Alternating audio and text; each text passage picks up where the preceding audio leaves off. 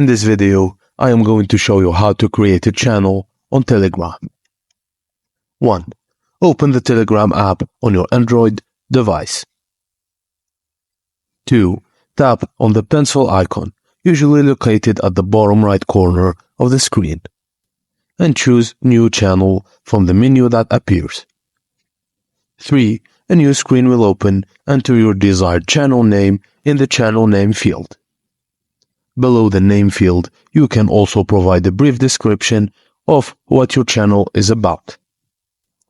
4. Tap the camera icon to add a profile picture for your channel. This image will represent your channel across Telegram.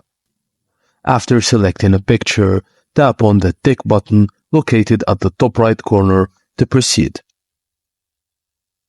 You'll need to choose between making your channel public or private. And after you decide, and if you're creating a public channel, Telegram may prompt you to add subscribers. You can select from your contact list those you wish to add to your channel.